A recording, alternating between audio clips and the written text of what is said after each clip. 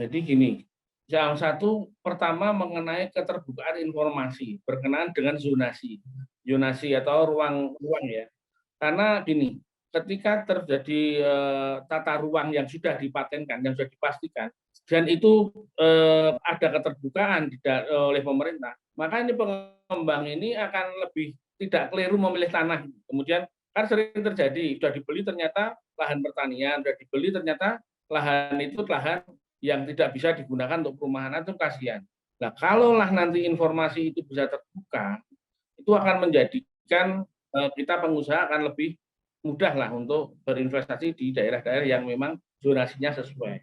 Harapannya seperti itu, Mas.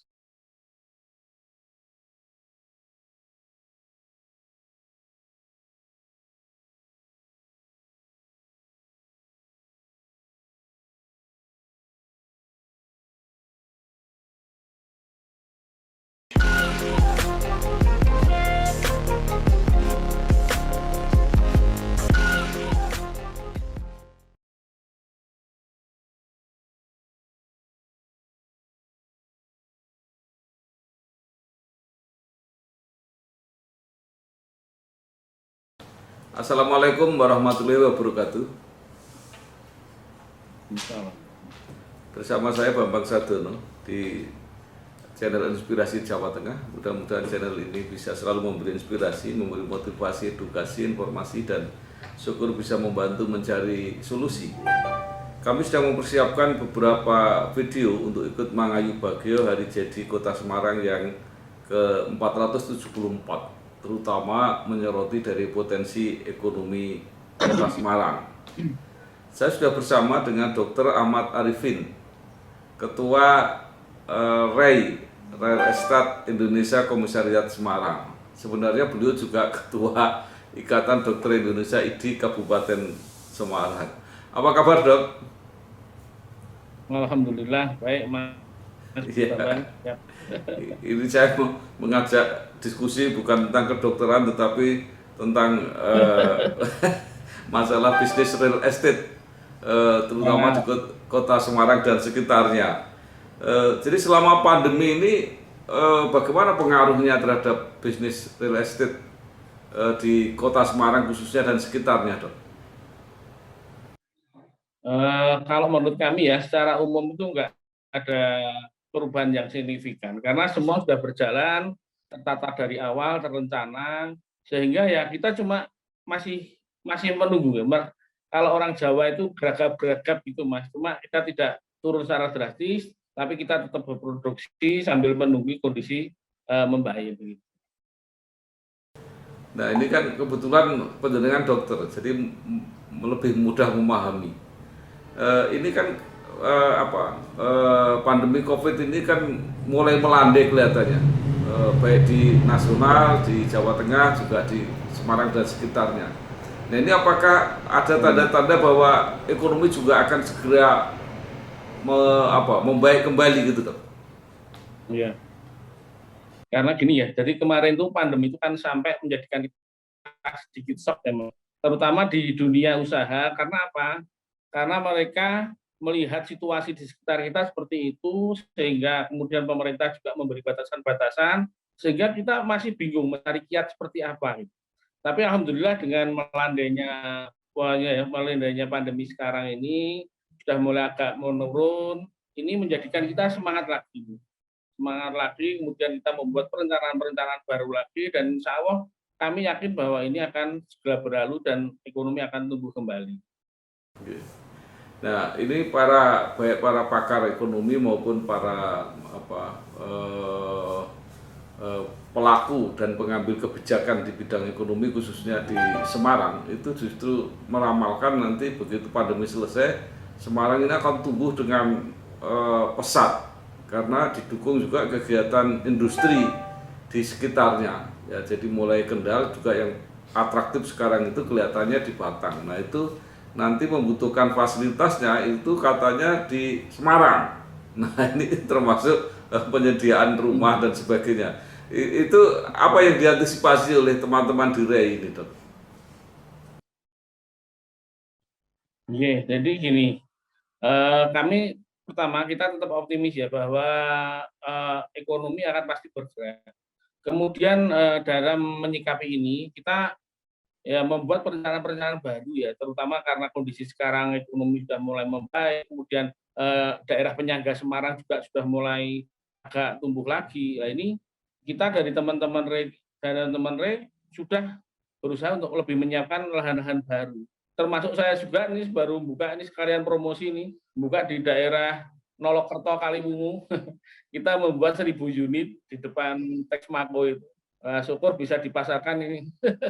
Ini adalah salah satu upaya kita untuk menampung tadi pergerakan manusia, pergerakan sumber daya manusia yang mengisi peluang-peluang usaha di sekitar Semarang. Dok, jadi kalau di Semarang, di kota lahan sudah sulit ya? Ya, memang agak sulit. Cuma insya Allah ada satu harapan kita di daerah Rawasari, daerah Mataeseh itu masih bisa dikembangkan. Karena untuk daerah-daerah penyangga, termasuk di Gunung Pati, Mijen dan seterusnya itu kita tidak bisa main untuk rumah murah ya, rumah FLPP yang saat ini sangat dibutuhkan.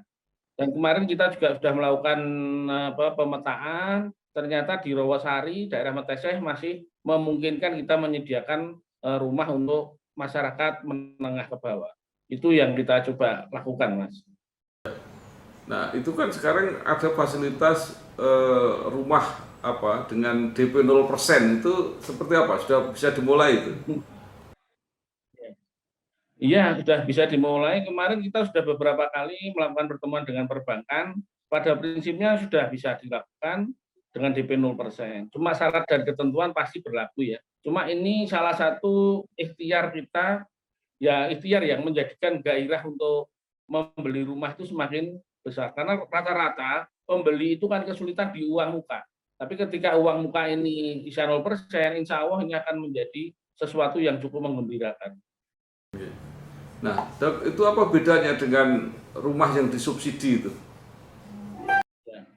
Ya, rumah subsidi itu rumah ada dengan konsep standar tertentu ya. Misalnya rumah namanya FLPP dengan subsidi itu bunganya rendah, kemudian ada bantuan uang muka. Ya, bantuan uang muka itu diperuntukkan untuk rumah-rumah FLPP, di mana harganya sudah dibakukan atau sudah distandarisasi oleh pemerintah. Sementara DP 0 itu tidak berlaku, tidak hanya berlaku pada rumah subsidi, rumah non subsidi pun juga DP-nya 0. Ya, jadi ini kalau kita bicara penyediaan rumah untuk kalangan menengah ke bawah, apakah itu berarti untuk kalangan menengah ke atas nggak ada problem sekarang? Selama ini ya tidak terlalu. Problemnya ya kemarin itu karena mereka ada kendala pandemi, mereka masih sulit membuat keputusan sehingga di kondisi wait and see. Tapi sekarang sudah agak longgar ini, kemudian sudah agak melandai dan seterusnya. Saya yakin ini kok ada kans untuk lebih kembali ke yang semula lagi. Bahkan saya pikir ini agak sedikit meningkat karena antusiasme pembeli itu sekarang ternyata lebih dibandingkan yang periode kemarin. Itu kan saya kalau nggak salah pernah bicara ya dengan pengurus Ria lama. Katanya justru sebelum pandemi itu yang pasar rumah di atas 1 miliar itu di Semarang naik katanya.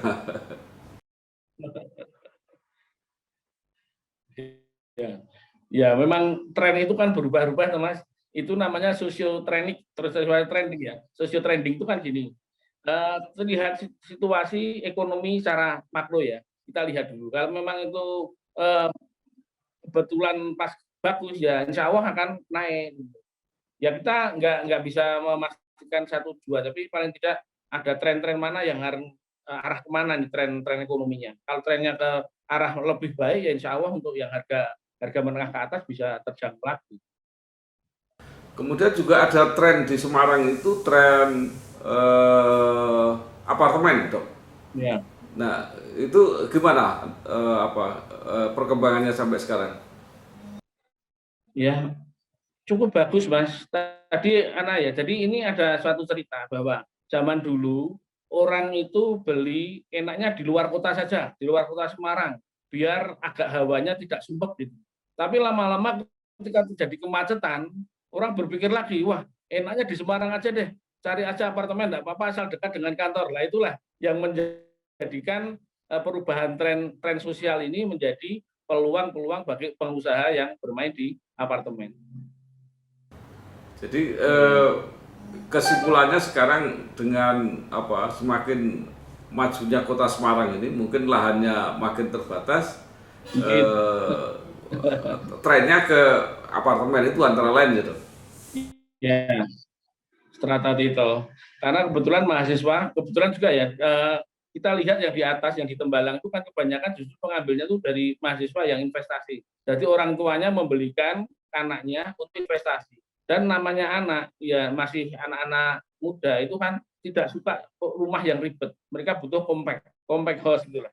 Sehingga sesuatunya mudah bisa dengan cepat diatasi sendiri dan seterusnya. Itu salah satunya ada di fasilitas apartemen tersebut. Nah, kalau yang banyak menjadi konsentrasi ini menyediakan rumah untuk masyarakat menengah ke bawah yang itu. Kalau yang menengah ke atas itu berarti bebas pemasarannya itu. Ya. Artinya nggak diurus oleh RAI.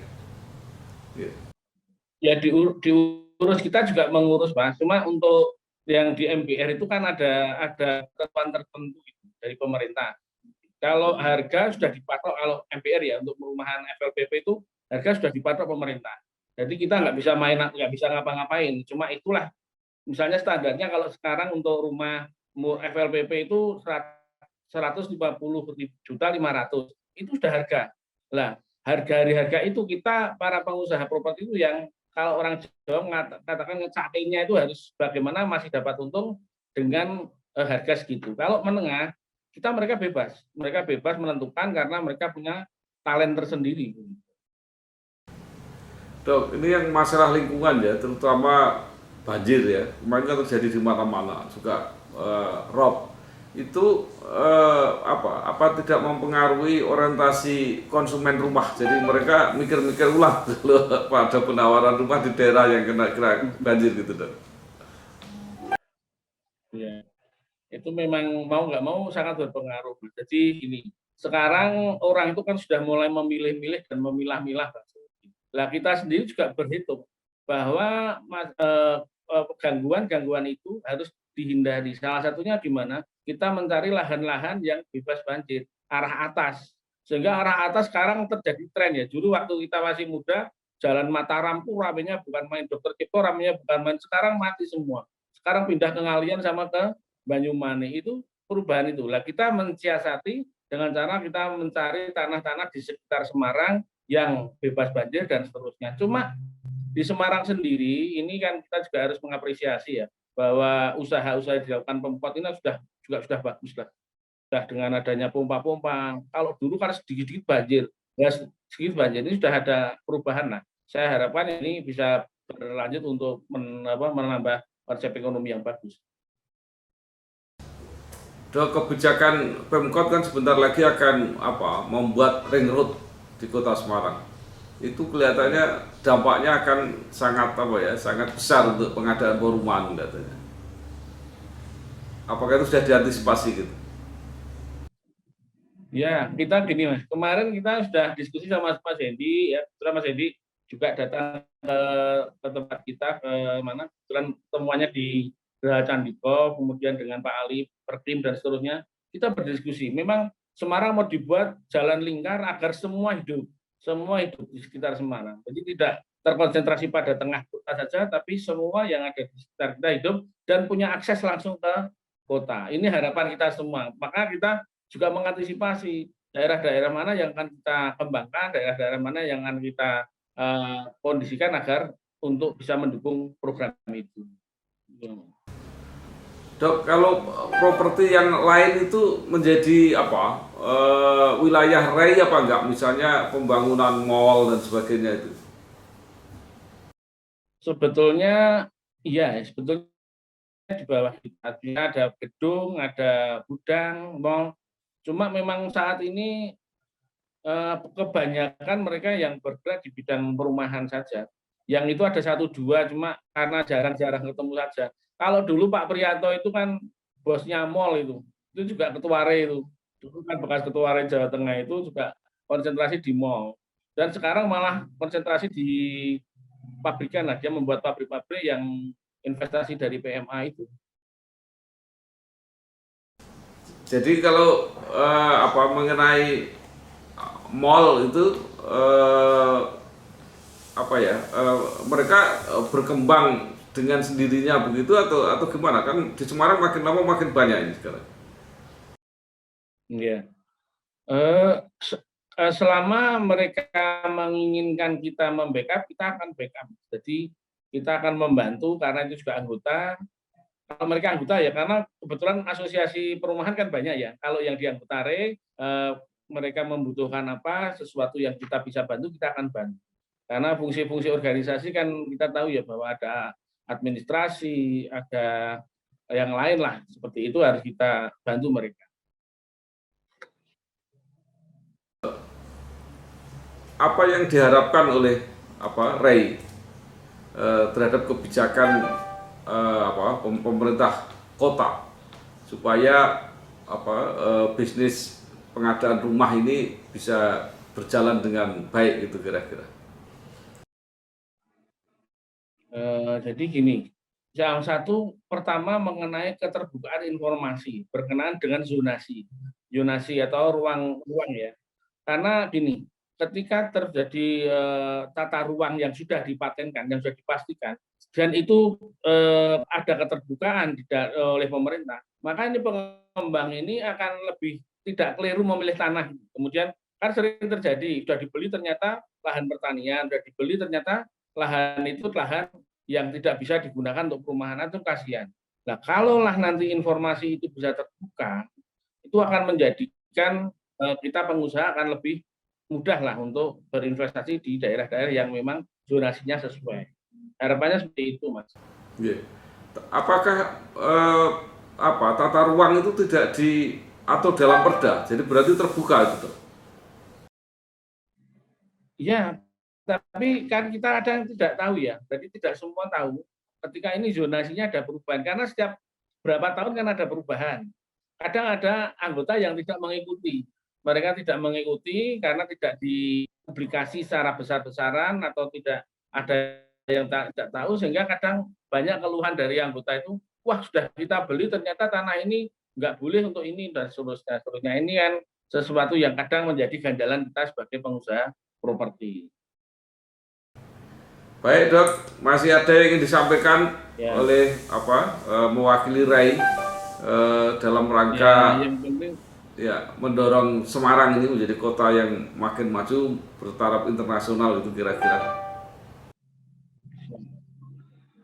Yang pertama kita mengapresiasi Pak Wali, Mas Hendi dan yang lain bahwa dengan adanya banyak penghargaan ya baik luar maupun dalam negeri, ini sesuatu yang kita apresiasi. Dan harapan kita semua, kita insya Allah akan membackup, kita akan bersinergi untuk program-programnya, dan harapan juga semua masyarakat juga mendukung agar apa yang kita cita-citakan bersama ini menjadi sesuatu yang berguna bagi kita semua. Gitu Mas Bambang. Baik, terima kasih Dr. Ahmad Arifin, Ketua Real Estate Indonesia Komisariat Semarang. Mudah-mudahan makin berkembang, pandemi makin landai dan bisnis perumahan bisa kembali lancar. Sukses Pak, sehat. Oke. Wassalamualaikum warahmatullahi wabarakatuh. Atur nuwun. Nggih.